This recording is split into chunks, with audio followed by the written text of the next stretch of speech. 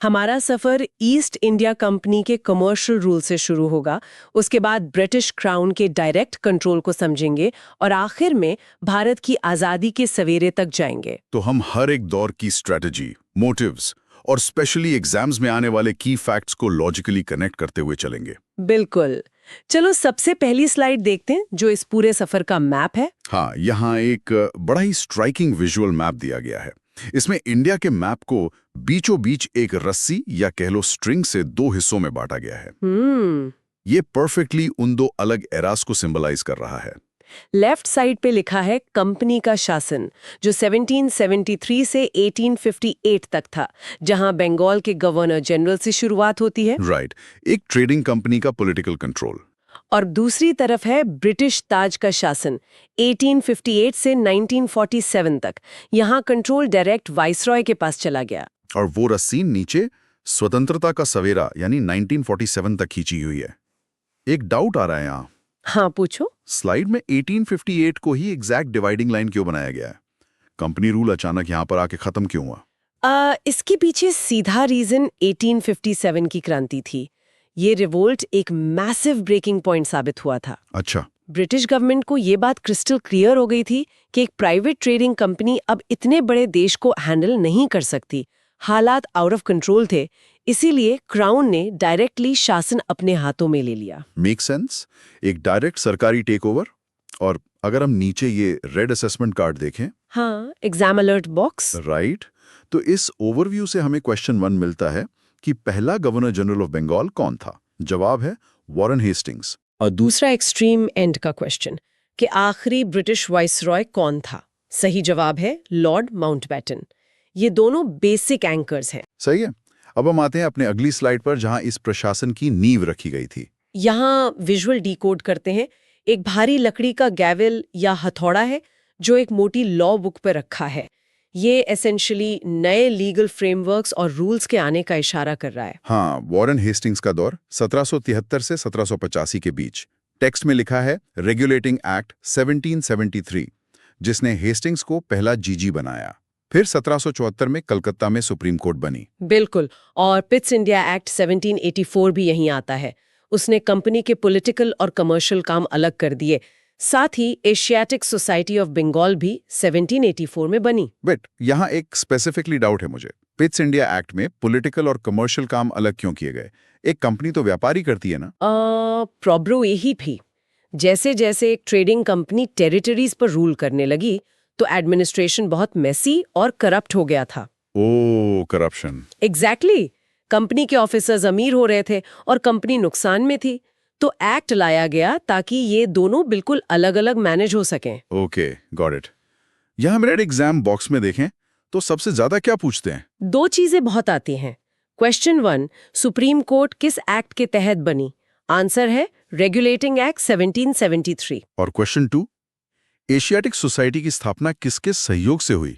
Sir William Jones के साथ। सही बात है। नींव बिनने के बाद चलो अगली स्लाइड देखते हैं, जहां एडमिनिस्ट्रेशन का असली रूप तय हुआ। लॉर्ड कॉर्नवालिस का दौर। हाँ, 1786 से 1793। यहाँ विजुअल बड़ा इंटरेस्टिंग है। एक ट्रेडिशनल हल यानी प्लाव रखा है एक रॉयल स्क्रोल और वैक्स सील के साथ। ये बेसिकली एग्रीकल्चर पॉलिसीज और ऑफिशियल एडमिनिस्ट्रेशन के मिक्स होने को रिप्रेजेंट कर रहा है। यहाँ परमानेंट सेटलमेंट यानी स्थायी बंदोबस्त 1793 लिखा है। इसके हिसाब से जमींदारों को जमीन का मालिक बना दिया गया और तय हुआ कि रेवेन्यू का 90% कंपनी लेगी और 10% जमींदार। और कॉर्नवालिस को सिविल सर्विसेज का जनक भी कहा जाता है। उन्होंने जुडिशियल और पुलिस रिफॉर्म्स भी किए, जैसे सर्किट कोर्ट्स और दरोगा सिस्टम। एक डिडक्शन जो मैं यहाँ कर पा रहा हूँ, अगर परमानेंट सेटलमेंट में जमींदारों को ही एब्सोल्यूट मालिक बना दिया तो क्या किसानों का नुकसान नहीं हुआ इससे? बिल्कुल हुआ। किसानों के जो ट्रेडिशनल जमीनी हक थे वो रातों रात खत्म हो गए। अरे हाँ, उन्हें पूरी तरह जमींदारों के रहमो करम पर छोड़ दिया गया, जिससे उनका भयानक शोषण शुरू हो गया। ये तो सीधा एक्सप्लॉयटेशन था। चलो एग्जाम अलर्ट पे नजर डालते हैं। यहाँ के दो एक्सट्रीमली हाई यील्ड क्वेश्चंस हैं। पहला, फादर ऑफ सिविल सर्विसेज कौन है? Lord Cornwallis. और दूसरा, परमानेंट सेटलमेंट का साल कौन सा है? 1793। राइट। एडमिनिस्ट्रेशन सेट होने के बाद अगली स्लाइड दिखाती है कि उन्होंने अपना साम्राज्य बड़ा कैसे किया लॉर्ड वेलेस्ली के टाइम पे। हाँ, 1798 से 1805। यहाँ का विजुअल कितना विविड है। एक सुनहरी चिड़िया का पिंजरा जो एक शाही पगड़ी से जुड़ा है। ये एक बड़ा क्लियर मेटाफर है। भारतीय राजाओं को एक गोल्डन ऑफर देना जो सुनने में अच्छा लगे पर असल में एक ट्रैप हो। इसको सब्सिडियरी अलायंस या सहायक संधि कहते थे। राइट। इसके तहत देसी राज्यों को ब्रिटिश सेना अपनी सुरक्षा के लिए रखनी पड़ती थी। 1798 में हैदराबाद पहला स्टेट था जिसने ये एक्सेप्ट किया, और 1799 का चौथा एंग्लो-मैसूर वॉर जिसमें टीपू सुल्तान मारे गए। और फोर्ट विलियम कॉलेज भी इसी दौर में बना ताकि सिविल सर्वेंट्स को ट्रेन किया जा सके। एक सेकेंड, सब्सिडरी अलायंस में क्या देसी राज्य सेना का खर्चा खुद उठाते थे? यही तो कैच था। हाँ, उन्हें उस ब्रिटिश सेना के लिए खुद पे करना होता था जो उनके ही स्टेट में स्टेशन्ड थी। तो एक तरह से खुद के पैसे से अपनी आजादी खो दी। एग्जैक्टली, उन्होंने अपनी रियल इंडिपेंडेंस इफेक्टिवली खो दी थी। Brutal strategy. एग्जाम बॉक्स के क्वेश्चंस देखते हैं। क्वेश्चन 1, सब्सिडरी अलायंस स्वीकार करने वाला पहला राज्य कौन सा था? हैदराबाद। और क्वेश्चन 2 स्ट्रेस करता है कि टीपू सुल्तान की डेथ किस युद्ध में हुई? चौथे एंग्लो मैसूर युद्ध में। सही। साम्राज्य विस्तार के बाद अब अगली स्लाइड में चलते हैं जहां कुछ सामाजिक बदलाव आए। लॉर्ड विलियम बेंटिंग का वक्त 1828 से 1835। यहाँ विजुअल काफी पावरफुल है। टूटी हुई लोहे की जंजीरें आग में जल रही हैं। ये क्रूर सामाजिक प्रथाओं के खत्म होने यानी उन जंजीरों को तोड़ने का प्रतीक है। यहाँ लिखा है 1829 में सती प्रथा का अंत हुआ जिसमें राजा राम मोहन राय की मदद ली गई और ठग प्रथा को दबाया गया। उसके अलावा 1833 का चार्टर एक्ट आया जिसने बंगाल के जीजी को जीजी ऑफ इंडिया बना दिया। और हाँ, मकौले की सिफारिश पर अंग्रेजी शिक्षा भी यहीं शुरू हुई थी। वेट, तो क्या बेंटिंग ही पहले व्यक्ति थे जिनकी टाइटल में इंडिया जुड़ा था? पहले जीजी ऑफ इंडिया? हाँ बिल्कुल, अफर्मेटिवली यही बात है। 1833 के एक्ट ने ऑफिशियली टाइटल चेंज कर दिया था उनका। ओके, तो एग्जाम अलर्ट चेक करते हैं। क्वेश्चन 1, सती एबॉलिशन का साल क्या है? 1829, ये बहुत बार रिपीट होता है। और क्वेश्चन 2, भारत का पहला गवर्नर जनरल कौन था? Lord William Bentinck. अब हम आते हैं अगली स्लाइड पर जहां साम्राज्य विस्तार सबसे ज्यादा आक्रामक हो गया। लॉर्ड डालहौजी, भाग 1। इसका विजुअल डिकोड करें तो एक चेस बोर्ड है जहां एक काला राजा गिरा हुआ है और एक सफेद नाइट अग्रेसिव स्टांस में खड़ा है। ये डलहौजी की लैंड ग्रैबिंग पॉलिसी का बिल्कुल सटीक उदाहरण है। यहाँ व्यपगत का सिद्धांत यानी डॉक्ट्रिन ऑफ लैप्स का बड़ा जिक्र है। हाँ, इसके हिसाब से कोई भी अडॉप्टेड बेटा गद्दी का उत्तराधिकारी नहीं बन सकता था। इसके रेट्स एनेक्स्ड हुए सतारा 1848 में, संबलपुर, उदयपुर, झांसी, नागपुर, फिर अवध पर कुशासन यानी मिस गवर्नेंस का आरोप लगाकर 1856 में कब्जा कर लिया। और दूसरा एंग्लो सिख वॉर भी यही हुआ था जहां कोहिनूर लिया गया। एक सेकंड रुकना, अगर किसी राजा ने मरने से पहले लीगली बेटा अडॉप्ट किया हो तो क्या डॉक्ट्रिन ऑफ लैप्स तब भी लगता था? हाँ, यही तो गेम था। ब्रिटिश स्पेशली अडॉप्टेड सन्स को पॉलिटिकल सक्सेशन के लिए रिकॉग्नाइज करने से मना कर देते थे और स्ट्रिक्टली स्टेट को टेक ओवर कर लेते थे। बेसिकली जस्ट जमीन हड़पने की टेक्निक थी। एग्जाम अलर्ट में वार्निंग है कि याद रखो, क्वेश्चन 1, लैप्स के अंडर एनेक्स होने वाला पहला स्टेट 17। और क्वेश्चन 2, अवध का विलय किस आधार पर हुआ? 1856 में कुशासन या मिस गवर्नेंस के चार्जेस पर। राइट। डलहौजी ने सिर्फ कब्जा नहीं किया। अब अगली स्लाइड देखते हैं जो आधुनिक भारत की नींव दिखाती है। डलहौजी भाग 2। यहाँ का विजुअल बड़ा ड्रामेटिक है। एक विंटेज स्टीम ट्रेन एक पुराने मैप को फाड़कर फोर्स से बाहर निकल रही है। ये सडन हैवी इंफ्रास्ट्रक्चर के आने का सिंबल है। टेक्स्ट कहता है, फर्स्ट रेलवे 16 अप्रैल 1853 को बॉम्बे से थाने चली, 34 किलोमीटर्स। कम्युनिकेशन रेवोल्यूशन भी इसी दौर में आई। 1854 का पोस्ट ऑफिस एक्ट और ओ शॉगनेसी द्वारा 4000 मील लंबा टेलीग्राफ नेटवर्क। और एजुकेशन एंड पीडब्ल्यूडी में 1854 का वुड्स डिस्पैच और पीडब्ल्यूडी एस्टैब्लिशमेंट। मेरा यहाँ क्वेश्चन है, ये वुड्स डिस्पैच का स्पेसिफिकली किस फील्ड के सुधार से संबंध था? इसका रिलेशन इंटायरली एजुकेशन रिफॉर्म से था। इसने हायर स्टडीज के लिए इंग्लिश को मीडियम बनाया और प्राइमरी लेवल पर स्थानीय भाषा या वर्नाक्युलर को रखा। ओह, ओके। तो एग्जाम अलर्ट क्या कहता है? क्वेश्चन 1, पहली ट्रेन कहाँ से कहाँ चली? बॉम्बे से थाने। और क्वेश्चन 2, वुड्स डिस्पैच किससे रिलेटेड था? एजुकेशन से। सही है। इतने दबाव और बदलाव के बाद आखिर क्या नतीजा निकला? चलो अगली स्लाइड देखते हैं। Lord Canning. 1856 से 1862। विजुअल में एक टूटी हुई ब्रिटिश कोट ऑफ आर्म्स की शील्ड है और उसके एग्जैक्टली ऊपर ब्रिटिश क्राउन रखा है। ये कंपनी रूल के खत्म होने और क्राउन रूल के शुरू होने का साइन है। टेक्स्ट में 1857 का ऐतिहासिक विद्रोह है, जिसे फर्स्ट वॉर ऑफ इंडिपेंडेंस भी कहते हैं। और उसके नतीजे में 1858 का एक्ट आया, जिसने कैनिंग को पहला वाइसरॉय बना दिया। साथ ही कलकत्ता, बॉम्बे, मद्रास में 1857 में यूनिवर्सिटी सेटअप हुई। वेट, मुझे कंफ्यूजन क्लियर करनी है।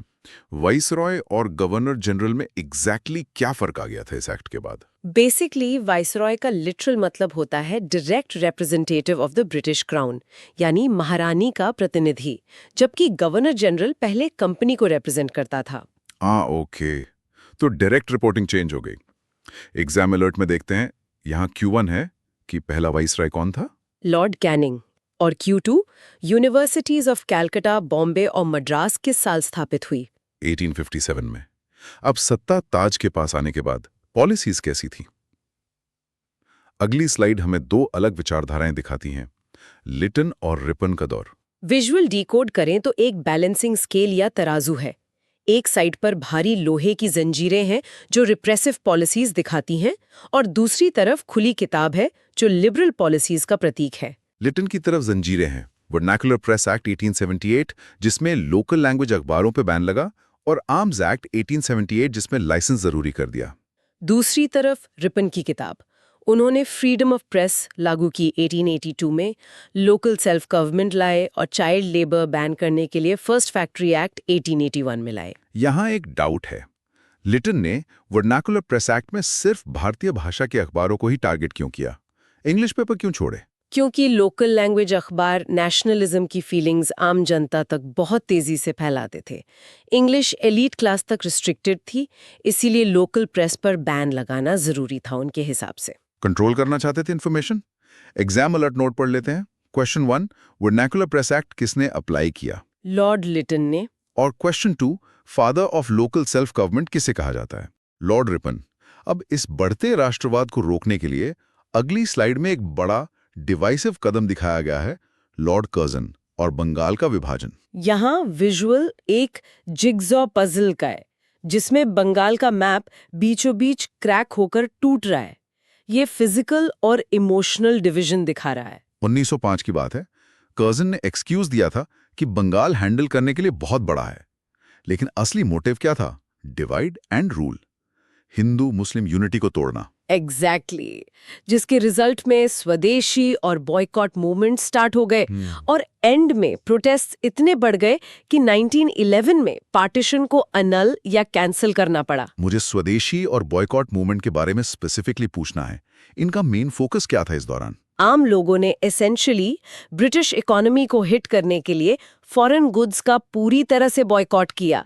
विदेशी चीजें जलाई गईं। वाह, तो रेड बॉक्स क्या कहता है? क्वेश्चन 1, बंगाल पार्टीशन किस वाइसरॉय के टाइम हुआ? Lord Curzon. और क्वेश्चन 2, पार्टीशन किस साल एन्युअल किया गया? 1911 में। लेकिन पार्टीशन कैंसिल होने के बाद भी प्रोटेस्ट का दौर और उग्र हो गया था। चलो अगली स्लाइड में ये उथल-पुथल देखते हैं। लॉर्ड चेल्मस्फोर्ड का टाइम। विजुअल बड़ा स्ट्राइकिंग है। डार्क प्रिजन बार्स यानी जेल की सलाखें दिख रही हैं, और उसके ठीक बगल में एक चरखा रखा है। Brutal laws versus Gandhi ji का पीसफुल मास मूवमेंट। टेक्स्ट में 1919 का रॉलेट एक्ट है, जिसे काला कानून कहा गया। और उसी से जुड़ी हुई जलियांवाला बाग हत्याकांड की घटना भी है 1919 में। उसी साल गवर्नमेंट ऑफ इंडिया एक्ट 1919 आया, जिसने प्रोविंसेस में दायर की या द्वैध शासन शुरू किया। साथ ही नॉन कॉपरेशन और खिलाफत मूवमेंट भी शुरू है। एक स्पेसिफिकली डाउट आ रहा है, रॉलेट एक्ट को लोग काला कानून क्यों बोल रहे थे? क्योंकि इस एक्ट ने ब्रिटिश को पावर दे दी थी कि किसी को भी बिना ट्रायल या कोर्ट केस के अरेस्ट करके जेल में डाल दें। उन्होंने बेसिक ह्यूमन राइट्स स्ट्रिप कर लिए थे। बिना दलील बिना वकील। Dark times. एग्जाम अलर्ट में स्ट्रेस दिया गया है। क्वेश्चन 1, जलियांवाला बाग कब हुआ? 1919। और क्वेश्चन 2, द्वैध शासन या डायरकी किस एक्ट से आई? 1919 एक्ट से। अब हम आजादी के बिल्कुल करीब हैं। अगली स्लाइड विभाजन की आहट को दिखाती है। लॉर्ड वेविल का दौर 1944 से 1947। विजुअल को इंटरप्रेट करें तो एक टूटा हुआ भारत का मैप है जिस पर पेन की स्याही फैली हुई है। ये क्लियरली दिखाता है कि नए बॉर्डर्स बनने से कितना खून खराबा और केओस हुआ। ब्रेकडाउन में लिखा है 1945 का शिमला कॉन्फ्रेंस, जहां कांग्रेस और मुस्लिम लीग में कंसेंसस फेल हो गया। फिर 1946 का कैबिनेट मिशन जिसे मुस्लिम लीग ने रिजेक्ट किया, और उसके बाद 16 अगस्त 1946 को डायरेक्ट एक्शन डे। मेरा डाउट यहीं पर है, डायरेक्ट एक्शन डे का मैं असर जमीन पर क्या हुआ था? इसका असर बहुत ही भयानक था। इस दिन की वजह से हॉरिफिक कम्युनल वायलेंस और रायट्स हुए। देश अनिवार्य रूप से पार्टीशन की तरफ पुश हो गया था। बहुत दुख भरा था वो। एग्जाम बॉक्स चेक करते हैं। क्वेश्चन 1, डायरेक्ट एक्शन डे की एग्जैक्ट डेट क्या थी? 16 अगस्त 1946। और क्वेश्चन 2, कैबिनेट मिशन किस वर्ष अराइव हुआ? 1946 में। आखिरकार अगली स्लाइड आज़ादी और विभाजन का फाइनल प्लान सामने लाती है, लॉर्ड माउंटबैटन और जून 3 प्लान। इस स्लाइड का विजुअल देखो। मैप के ऊपर एक मेटल डिवाइडर टूल रखा है जो फिजिकली एक रेड बाउंड्री लाइन ड्रॉ कर रहा है। Calculated partition. टेक्स्ट बताता है कि जून 3 प्लान या माउंटबैटन प्लान ने इंडिया और पाक डोमिनियंस बनाए, प्रिंसली स्टेट्स को ज्वाइन करने या फ्री रहने की चॉइस दी गई। और बॉर्डर्स ड्रॉ करने के लिए सर सिरिल रैटक्लिफ के नेतृत्व में बाउंड्री कमीशन बनाया गया, जिसके बाद 18 जुलाई को इंडियन इंडिपेंडेंस एक्ट पास हुआ। और 15 अगस्त 1947 को इफेक्ट में आया, जहां माउंटबैटन फ्री इंडिया के पहले जीजी बने। वेट, ये बाउंड्री कमीशन यानी रैटक्लिफ का स्ट्रिक्टली जॉब क्या था?